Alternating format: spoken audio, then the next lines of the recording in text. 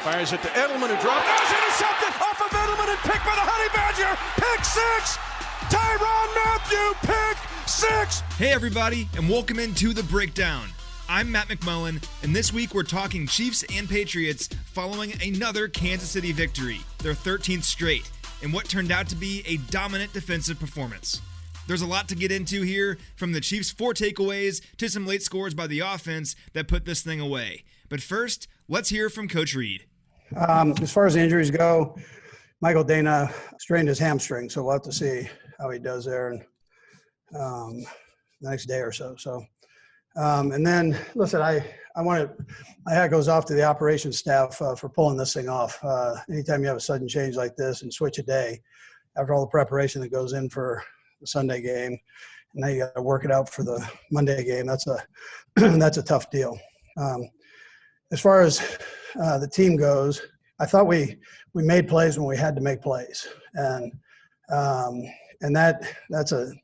we can learn from this, and we've got to do better in a lot of areas. But it's tough to win in this league, and it's tough to beat the Patriots in any situation. They're very well coached, and they did a nice job tonight. Bill, with all the obstacles he had, he really did a nice job. So the 4 turnovers ended up being big for us, 14 points off of that. And I mean, I can go through and name individuals, but I think collectively as a team, we can do better than what we did. But it's a win in the National Football League, and these summer guns are hard to get. And I've been on the other end of this where another quarterback comes in and you don't win the game. So we'll take this one, we'll learn from it, and make ourselves better from it. Good stuff there from Coach, and I'm with him. I'll certainly take a win any way we can get it. They're not all going to be perfect like that Baltimore game, but a victory is a victory, and the Chiefs are now a perfect 4-0 to begin the year. All right, let's back up really quickly before diving into this one. This wasn't supposed to be a Monday Night Football game. It was supposed to take place on Sunday afternoon, but positive COVID-19 tests on both teams put the NFL's protocols into action. And I think the story here is that those protocols worked, and with just a 1-day delay, the game was on. There was also the fact that Patriots starting quarterback Cam Newton wouldn't be available due to a positive COVID-19 test, thrusting Brian Hoyer into action for the Patriots. Lots of storylines coming into this one, but as early evening arrived on Monday night, it was finally time for football, and once we were underway, it was a defensive struggle early on as New England held the Chiefs to a pair of field goals through their first 3 possessions. Kansas City moved the ball well on both of those scoring drives. In fact, they tallied 7 plays that covered double-digit yardage on those series alone, but they came away with just 6 points between them. The good news was that while the Patriots defense was holding Kansas City out of the end zone despite those impressive drives, the Chiefs defense was off to an even better start. They held New England to just 1 first down and 30 total yards through their first 2 drives, and as Brian Hoyer fired the first pass of the Patriots' 3rd possession, Juan Thornhill snatched it out of the sky for his first interception of the year. Hoyer goes over the middle, high throw, intercepted. It is picked off in the middle by Juan Thornhill, moving to the right side at the boundary and forced out of bounds. It was Hoyer that threw 4 picks in that glorious playoff victory for the Chiefs in Houston that broke a 22-year drought of winning in the postseason. Hoyer 4 picks on that afternoon in Houston, his first pick on this beautiful Kansas City night, and the Chiefs had the ball right back at the New England 23 on the Thornhill theft. Thornhill is just such a great story. It was just last December that this dude tore his ACL, and just 10 months later, not only is he back, he's out here picking the ball off on Monday Night Football. Just awesome stuff. The Chiefs unfortunately couldn't cash in, though, as Sammy Watkins fumbled on their next play. New England then drove down the field and turned that into a field goal of their own, and then a possession later, New England seemed poised to at least tie the game when they drove all the way down the field to the Chiefs' 9-yard line in the closing seconds of the first half. But Frank Clark sacked Brian Hoyer on 3rd down, and with no timeouts remaining, the clock ticked away, and the Chiefs held on to a 3-point lead heading into halftime. Back to throw, holding it, turning right, turning left, being chased. It's going to be sacked, and the clock is going to run out, and the New England Patriots blow it. The one thing they could not do was take a sack, but they didn't account for the shark. The shark takes the clock and eats it along with Hoyer, and the New England Patriots get to the Kansas City 9 and do not score. That was a huge play that helped protect the Chiefs' slim lead. And late in the 3rd quarter, we'd see another critical play from this pass rush in an equally significant moment. The Patriots had driven all the way to the Chiefs' 10-yard line as part of a 13-play drive that ate up more than 7 minutes. But facing a 3rd and goal, defensive end Taco Charlton came tearing around the corner to sack Hoyer and rip the ball free into the arms of linebacker Ben Neiman. Chiefs are trying to pressure Hoyer. He's going to be hit as he throws and goes down at the 15-yard line. Did the ball come out? They're going to say the ball came out. They give Kansas City the football. The Chiefs get the takeaway. Ben Neiman comes out of the stack with the football. That was 2 instances now where the Patriots entered the Chiefs' red zone and came away with no points. And how about Charlton, who the Chiefs picked up over the summer, stepping up and coming away with a strip sack in a huge moment? Tyrann Mathieu spoke a bit about Taco and that play following the game. You know, obviously when the Patriots get in the red zone, you know, they're one of them teams that they'll settle for 3 points. You know, so I think obviously, you know, they were in field goal range, but anytime you have the ability to eliminate the point, to not give them any points when they've already secured at least 3 points, I think those plays are the plays that get coaches fired up. I think those are the plays that get the defense going. And so we got a lot of guys like that are really willing to step up in those situations and be the guy to make that play. And I think Taco has been a great, you know, addition. He's a great football player, but he's been a great teammate too since he's gotten here. So it's cool to see him have some success, you know, in a Chiefs uniform. Just a clutch moment from Taco when the Chiefs really needed a play, and still clinging to their 3-point lead, KC needed to cash in on this one. Luckily, the chances of that started to look pretty good when Patrick Mahomes found Travis Kelce for 45 yards downfield. Right side throw, Kelce over the shoulder at the 45, at the 40, cuts back inside 35, 30, tackled by 3 different Patriots, but a huge chunk to the 20-yard line of New England. Another huge play there, this time to get the offense rolling, and while New England had done a pretty solid job of keeping this offense at bay to that point, this group always seems to find a way when it matters toward the end. Patrick Mahomes spoke a bit about that, and this play specifically following the game. Yeah, I mean, I think you see it with our team. Have you seen it this season? You've seen it last season with this offense. Is even if you kind of hold us down, we can go out there and make plays when they count. That's big. I mean, when you're in games like that, when you're in those kind of dog fights and you're going against teams that are really good, whenever your number is called, you got to be able to make a play. And I thought guys made plays at the end of the game to give us enough points so that we can go out there and get the win. I just love that attitude, and it felt like the Chiefs really broke through there with that throw to Kelce. And 4 plays later, facing a 3rd and 6, Mahomes flipped the ball to Tyreek Hill, who turned the corner and scampered in for a 6-yard touchdown. They fake the flip. They give it off now on a left to right run. Tyreek Hill waiting for blocks. Now diving for the far right pylon. Touchdown, Kansas City. Tyreek Hill on a flip pass with a convoy. He waited like a Marcus Allen or a Christian Okoye. And with the instinct of a running back that he was at Oklahoma State, he waits for his blocks, and the Chiefs get a touchdown. That was Tyreek's 4th touchdown this season. He has one in every game and is actually one of only 2 players in the NFL, joining Mike Evans of the Buccaneers, to have a receiving touchdown in every game this season, and it came at a good time. This was still anybody's game, and finally getting in the end zone to go up double digits felt big. That touchdown felt even bigger when the Patriots benched Brian Hoyer for Jarrett Stidham, who led New England to a touchdown on his first series and narrowed the deficit once again to 3 points in the blink of an eye. The Chiefs needed to respond again, and they did just that. A couple of New England penalties helped get the drive going, and then facing a 3rd and 6, Mahomes popped a quick pass to Mecole Hardman, basically a handoff, who turned the corner and sprinted in for 6. Now they're going to go on a pass inside. It goes to Hardman, goes left to right on some razzle-dazzle, and the Chiefs get a touchdown. Kansas City, Mecole Hardman on the flip pass, this time going left to right. That pretty much felt like the game winner at that point, but there was still about 9 minutes left, and this defense wasn't letting up.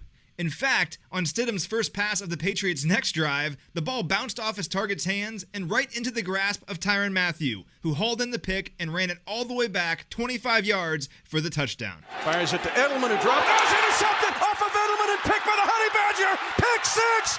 Tyrann Mathieu, pick 6. Julian Edelman last year led the National Football League in drops. He's such a great receiver, but he lost concentration, and the ball off his left arm right to the waiting Honey Badger, who eats the snake and runs all the way to the end zone. Touchdown, Kansas City with a pick 6.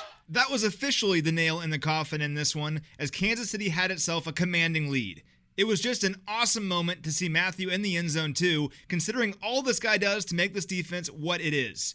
Here's what he had to say about his pick six postgame. Oh, man, obviously it's cool anytime you can, score points defensively, especially for myself. I don't always get on the stat sheet, but just try my best to do my job, be where I'm supposed to be, and think the man upstairs took care of me tonight. So I appreciate that one.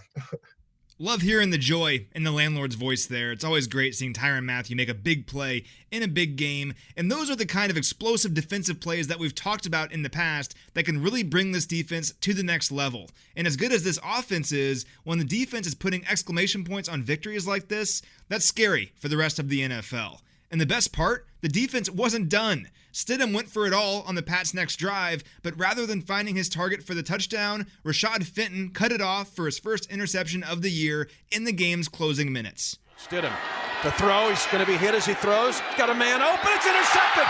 Jumping in front of the pass, that was Fenton. Fenton in the end zone. He's at the 20-yard line, 25. It's not Auburn anymore. Fenton is up to the 34-yard line. There was a man open. There was a man open in the end zone. It was Olszewski. And too much air put under that ball by Stidham. That allowed Fenton to close in and make the pick. Fenton had a really nice night for the most part, with 4 passes defensed, including that pick. And that leads me into my first stat to know from this game. The Chiefs took the ball away 4 times tonight. The Patriots' most turnovers in a single game since Week 15 of the 2012 season. Tom Brady, Cam Newton, Brian Hoyer, or whoever, the Patriots are known for not giving away the football. I don't care who's at quarterback, but the Chiefs' defense just took it away 4 times in this game. That's huge. It was another impressive performance overall from this young secondary in particular, which just continues to improve and show us something every single week. Here's what Mathieu had to say about this group post-game. Well, it's a long season, and I think, it really is it's an any given Sunday league, so I think, obviously in my mind, we have to stay humble. We have to continue to work hard. Obviously we have to forget about bad plays, but I think the good games we've been able to put together, we got to put those games to rest. We can't dwell on them. I think every team that will face defensively, they're going to try to give us their best shot. So I think for me, being a leader of my group, I'm just trying to keep my guys humble, obviously, paint the picture for them that this is a long season, and any given Sunday we can, get exposed or we cannot be ready to play. So I think on my end, it's all about, getting them to focus on one play at a time and then trying to get better from, week to week. Tyrann Mathieu is more than just an incredible football player. He's a phenomenal leader, and I think we're seeing it in action with these young defensive players this season. And speaking of leaders, Frank Clark also shared his thoughts on this defense thus far and how they continue to come together as a group. I got the best secondary in football behind me. You know what I mean? You got me, Chris Jones, you got A.O., you got some young guys, my boy Turk, you got Mike Pennell just came back. Last week he came back, but, 2 weeks back, we got Derek Nadia down there. I got my back end, my front 7 linebackers. Man, we got some dogs. And everybody just having fun and enjoying each other's company. Last year when we got here, or, when I got here and a few other players, basically everybody, it was a new system. Things kind of hit us fast. You know what I mean? Everything, it didn't process as fast as it should. That's why you guys see, how the season went for us towards the beginning of that season. It's a lot of calls we was missing, little key stuff. But, as we went on, as we progressed, you see we got better. You start seeing us playing as more of a unit. You start seeing us having more fun, us celebrating together, us doing things like that actually look like a team defensively.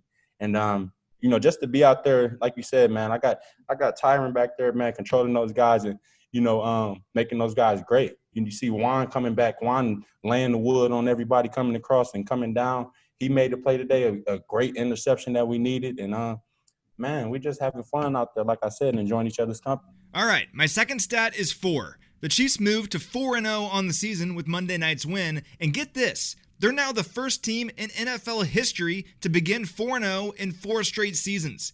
This group is making a habit out of starting strong, and even with the ever-changing circumstances surrounding this season, they found a way to do it again this year, and it's now an NFL record.